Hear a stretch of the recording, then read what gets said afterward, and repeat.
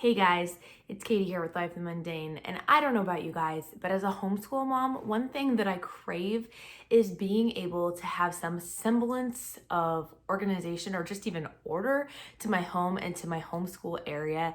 And that can be a real challenge, especially working with what you have, right? It's easy to scroll through Pinterest and Instagram and see all these beautiful homeschool rooms and be inspired, but also be discouraged because that's typically not what a lot of people have. So today I want to show you guys how you can get that semblance of organization working with what you have and what God's given you, and ways that you can overcome a lot of the common obstacles. How do I organize things in an out-of-the-box way? So let's get started.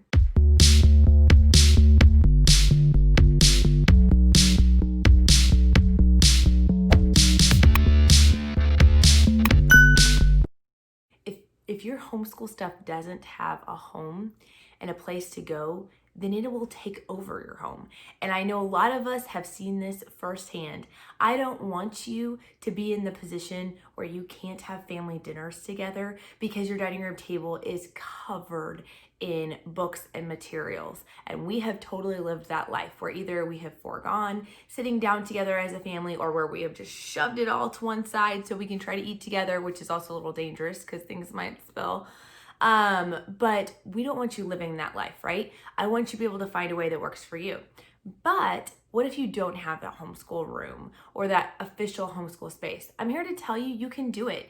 If God has called you to it, He will equip you for it. And that is something I constantly tell myself over and over and over again, because I want to remember that. It is easy for Satan to just tempt you with that seed of discontentment, but you don't need it. Whether your homeschool space is a giant room or a separate building in your backyard, or whether it is just simply a small bookshelf in the corner of your dining room or closet or whatever it is, you can make it work.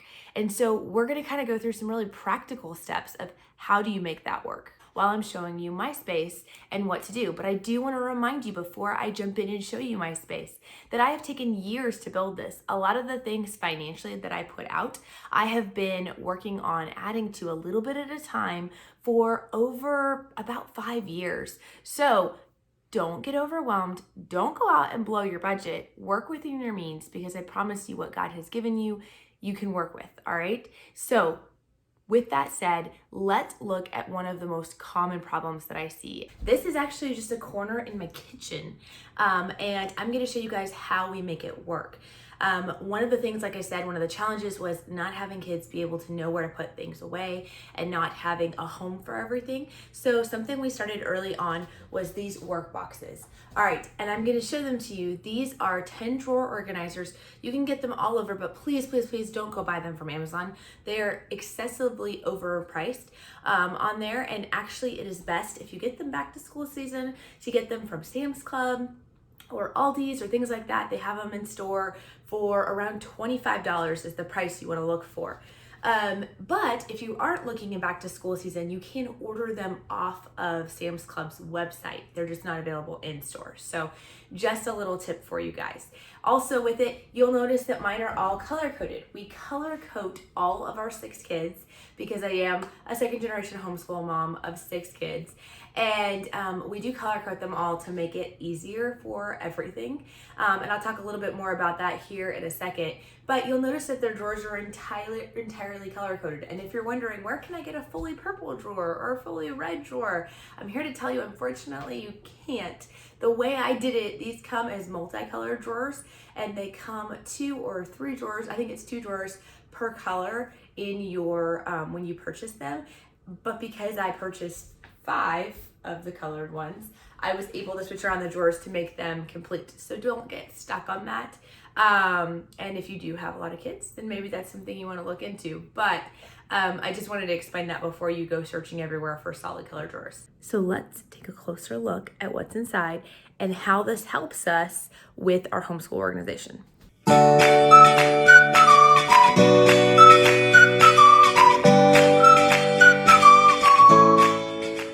First things first, you'll notice that we have one of these tool turnabouts. These are actually from Pampered Chef, and I've been told that unfortunately they don't sell them anymore, but you can find similar things, I think, at Target.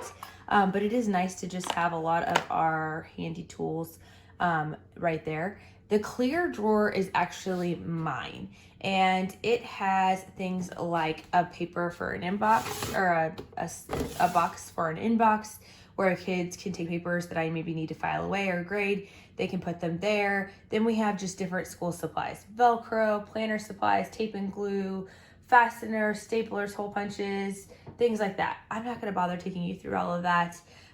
You can organize it how you want if you choose to go with this system, but because the main part is actually these carts for the kids. Each one of my kids have their own cart.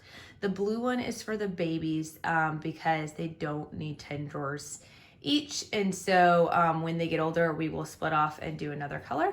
I'm not exactly sure what that will be since there's only 5 colors, but we will figure it out. But they share that box for right now.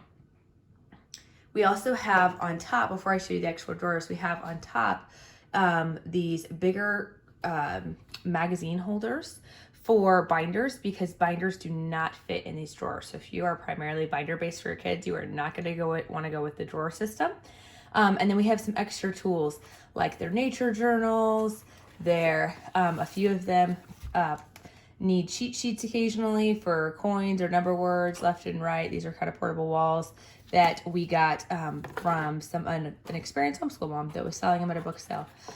Also, this is something we're trying new this year, using lesson picks, and I will drop a link down below to my video on what lesson picks is and how to use it. But using the program lesson picks, I made an independent work schedule for our kids, and at least for our 3 older ones. And these are things they can do independently that I expect them to have done before lunchtime. So this year I'm giving them more freedom. Instead of telling them what time to do things and what to do next, I'm just saying, after our morning basket time, you need to finish your independent work list. If you don't have it finished by lunch, you'll have to finish it after our group subjects. We do all of our group subjects in the afternoon outside of morning basket time. And so they have that, and this is laminated so they can use a dry erase marker and check it off as they go. Now you'll notice that I have these little labels on here, and the way that I organize this, which you could do this a million different ways, is I have one subject per box. All right, these are not all their subjects because some of them are in binders, but one subject per box. I have just used Velcro tabs to change it out, so each year I can adjust it.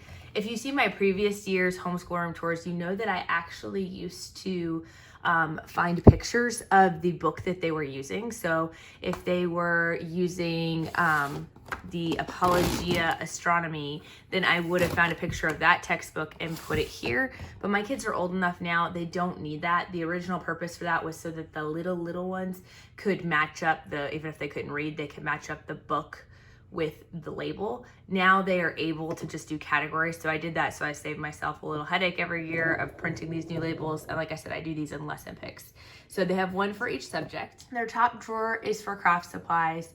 Their second drawer is where they put their personal devotion supplies. So my son is going through the Exploring the Bible again as he's gotten older.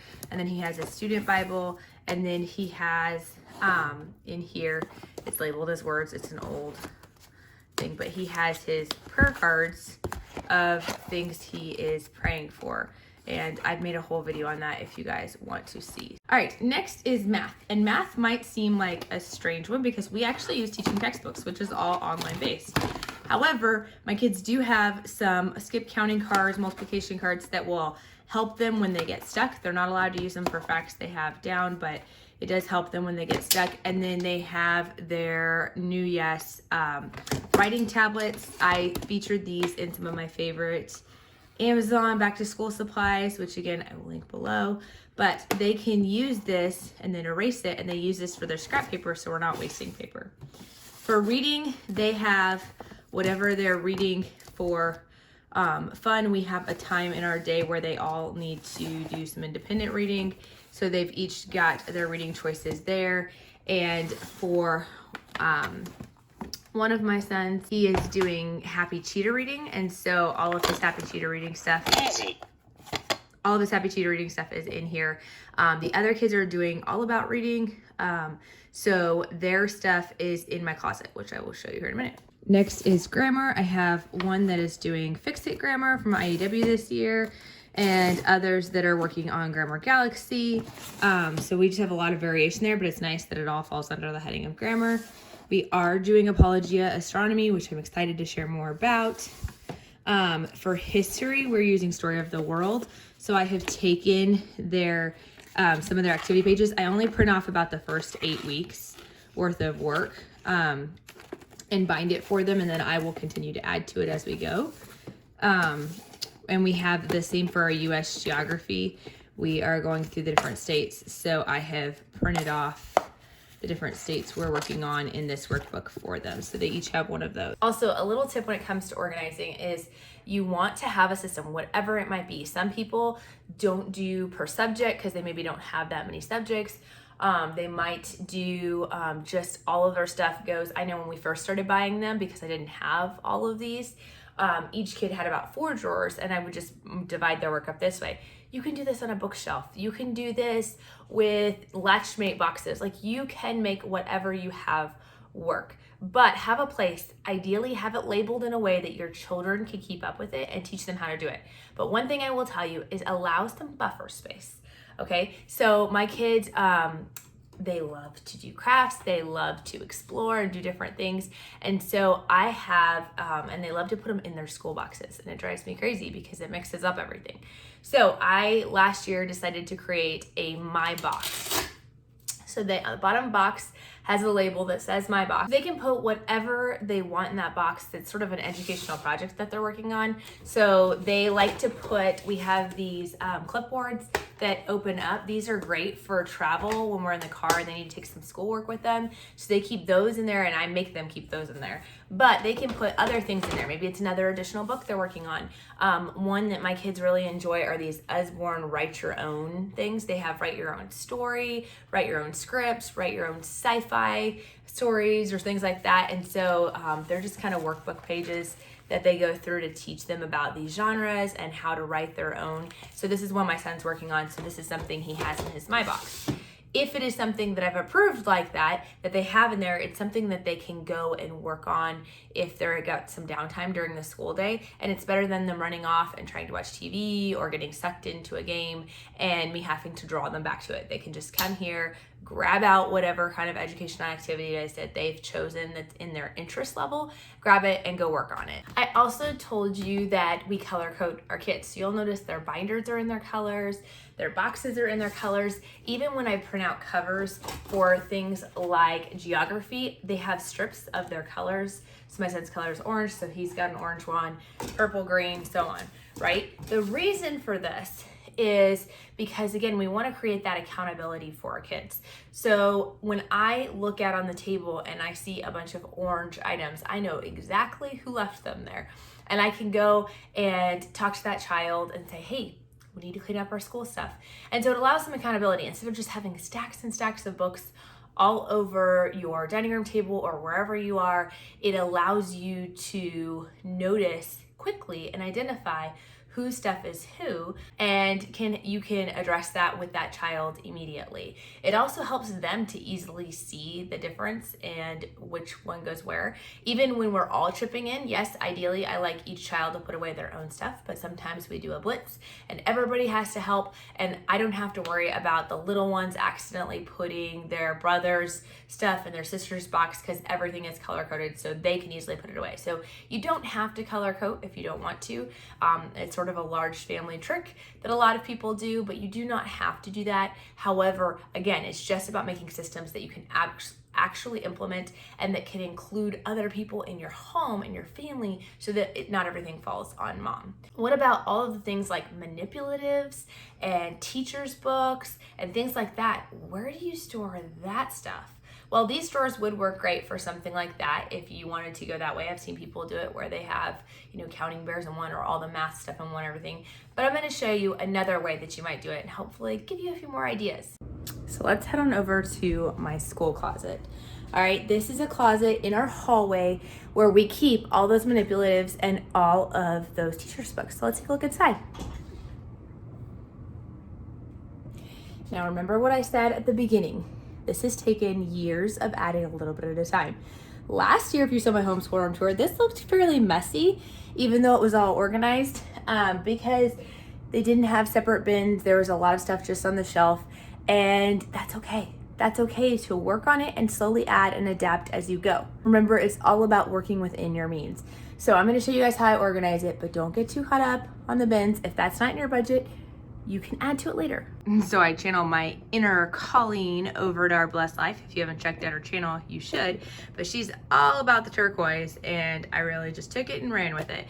So at the top of our closet here, you will notice that I have Homeschool Portfolios. That's our homeschool records, one from last year and one from the current year. I keep the last year and the current year together in this closet. The other ones go into a box down in the basement. But just because I usually will end up, after I've completely finished the records, I will sometimes find something that I come across or something that I remember to add to it later. So I just try to keep both years. There's our discovery box, which I will do an entire video about that coming up here soon. So be sure to subscribe so you don't miss out on that. But that's basically our plan for when we have those rough school days, or kind of a substitute teacher box. We also have reading prizes and a prize box. This is just filled with some candy in the reading prizes and some books that I have found. This is when my children finish levels of their reading. They get a book and a piece of candy out of there.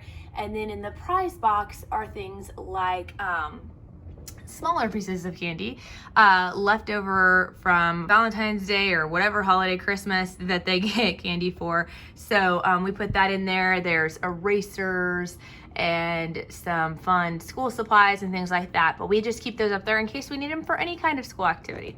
All right, next is sort of my teacher books right here, okay? So these are my history reference books. My actual history book, I will show you where that stays, but these are, you know, the activity book for Story of the World, our timeline, other timeline books, or USA history stuff. We also have our geography book. Then we've got sort of our language arts, IEW, all about spelling, Grammar Galaxy, all of those things stay in this box so that I can find them easily. And this is just a little pro tip. If you've got a lot of teachers' books that have this binding, use magazine holders. It keeps them from folding and bending and from falling all over your shelves. This says teaching textbooks, but I actually am switching. I've been doing teaching textbooks, but I'm actually switching to doing the online version, and they have the teachers' books there for us. So I'm gonna erase this. I'm gonna use this for some of my miscellaneous stuff, like my zones of regulation and other things like that. So this is actually going to change. All About Reading, these are my teacher's manuals for All About Reading. And then if you saw my video on what we're using for Bible, you know that we are working on a character study. If you guys actually want to join us, we are using a lot of the books from New Girth Press. You know, God Made Me Unique, talking about disabilities and other fun stories that are working on, like when you're angry, when you're afraid, and just talking about biblical truths with that. If you guys want to join in that study, you can actually sign up on my website for my email list, and I email out those study guides each month that have other activities that you can do along with these books. So I have those there for us. Before we go to the next one, I want to show you guys just a little pro tip. Because we use teaching textbooks and other things online, and I have 6 kids, I do not want to hear everything that they are doing when they're doing school. It can get quite loud. So we just put little command strips here to hang their headphones on. You don't have a lot of space, get these bins. These are about $2 at Walmart during back to school season. But you can get similar things at Dollar Tree even. They just may not be quite as well made. But instead of having all of these books lined up across the shelf, I can work deep, and it kind of makes the most of my space. So these are all readers from the different curriculums we're currently using. So we've got our Happy Cheater readers, and then we have our All About Reading readers, and that keeps it nice and easy for my kids to come grab what they need. Then this is our read alouds, and these are a few of the read alouds we're going to be doing this year. I'm actually going to have a video coming out on Wednesday about how we do our read aloud time, how we pick our read alouds, how we get kids to listen to read alouds. So again, if that's interesting to you, be sure to subscribe, because you are not going to want to miss how we do that with 6 kids, because I can promise you it's not as pretty as you think, but I've got some tips to help you make it more functional. We've got a tub for computer cords. The computers themselves go up in our bedroom and are locked in our room every night so that there's not internet accessible devices out in our house after 9. We've got my student books for all about reading and that I bind there. Now, that's my stuff. Now we're gonna move to the little stuff. So I have 2 preschoolers and I want activities for them. It's not so much that we're doing this formal, rural structured curriculum or anything with them, but we do want them to learn through play and discovery. And more importantly, I want them to stay out of our school stuff. I want to be able to enjoy being with them and have fun with them, but without them just destroying everything. And this is a common thing that I hear, is a lot of people are like, how do I keep them busy without just letting them destroy my house? And how do you enjoy being with them and not just put them off to the side? So I've done an entire video about some of the activities we will be doing with our preschooler this year. You guys can check that out down in the description. But I like to have special school toys or activities. And last year I tried something different. I tried having these in here, in this closet, and then they had access to the closet, but if they got something out, they had to put something back.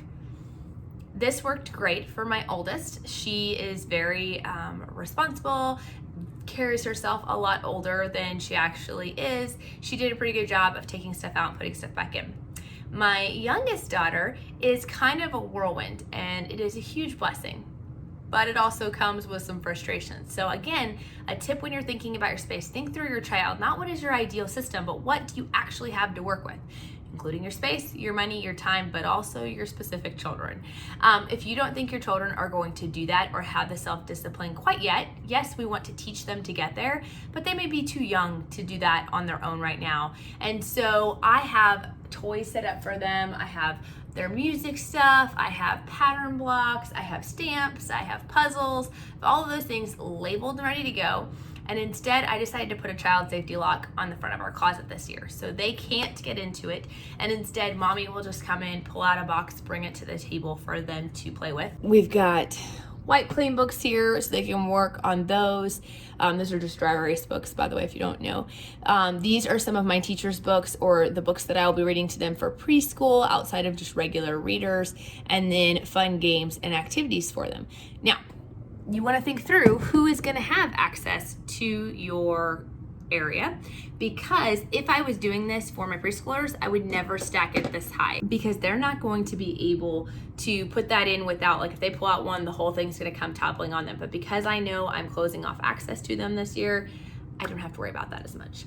On the ground, you can see we also have some puzzles. This, if you guys saw my preschool video, I told you that you know, it's always great to have your kids practicing writing letters or numbers or whatever in sand or rice. So we just have a container of it and keep in our school closet to help contain the mess. It's got a little bit thicker sides to it, so that it doesn't spill out quite as easily. Not to say there won't be any mess, but it makes it easier to store this.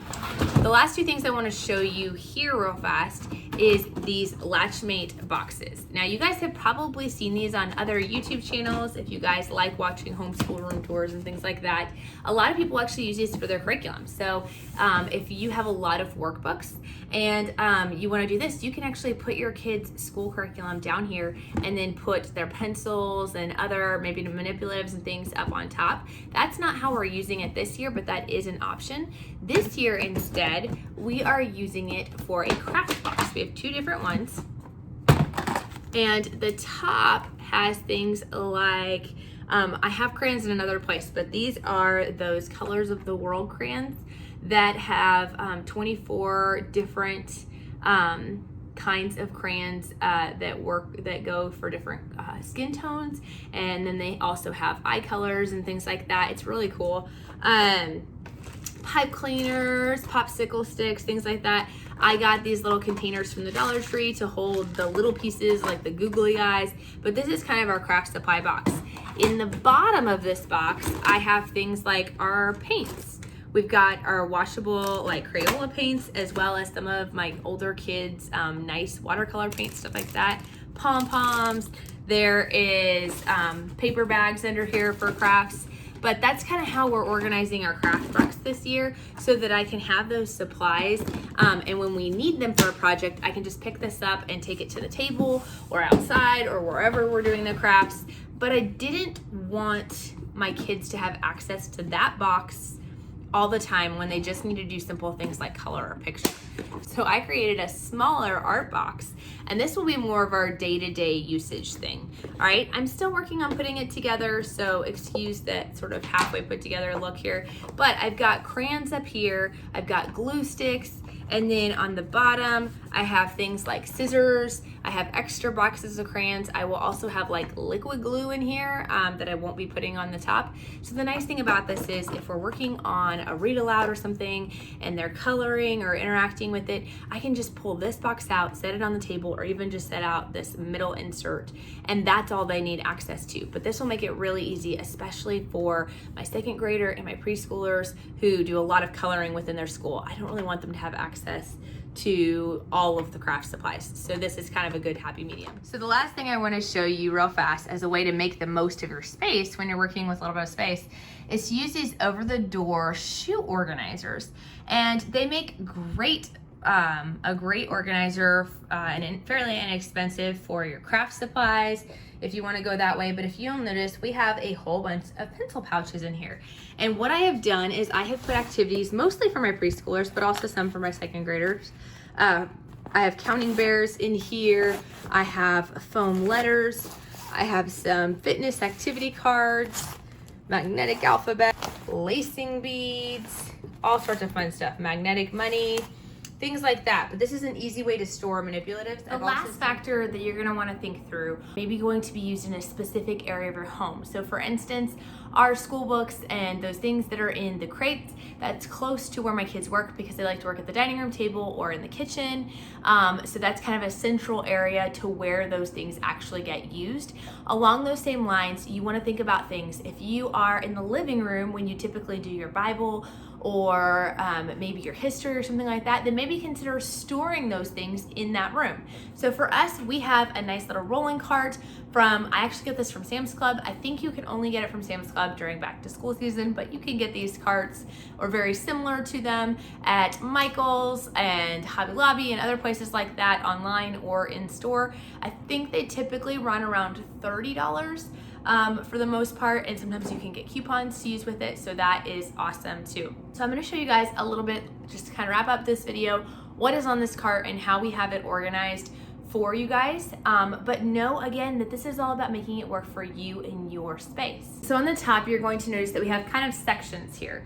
We have things like our science and our history book will actually be here, but funny story, I bought our history book months ago because I knew what we were using because we're doing the 3rd year of Story of the World, and I can't find it anywhere. So I just had to repurchase it because I have literally torn this house apart for it. And if you're out there watching and I loaned you my 3rd Story of the World book, let me know. Not because I need it back because I ordered a new one, but more importantly, just so I know I'm not going completely crazy. But I also put this little basket here, and this has got some of our smaller books. Again, I don't need to go width-wise. I can take advantage of that space coming out and doing the depth. So we are going to start with One and Only Ivan. I thought it would be a fun read aloud, especially since the movie is coming out on Disney Plus. We obviously will not finish before the movie comes out, but I'm excited to read this and then watch it with the kids. I've heard great things about it. Then we've got our book that we're using for our Bible. We have a notebook that we have a lot of our Bible things in, like our memory verses, and each word, each lesson for our Bible lesson comes with like a word of the week. So I've got those. And then we've got a few read alouds that we're going to be doing for other subjects.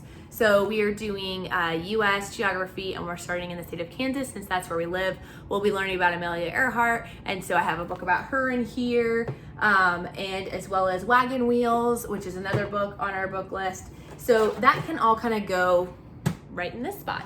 Then I've got a few of the library books that we're also using for our character study or for unit studies, like we're working on election stuff.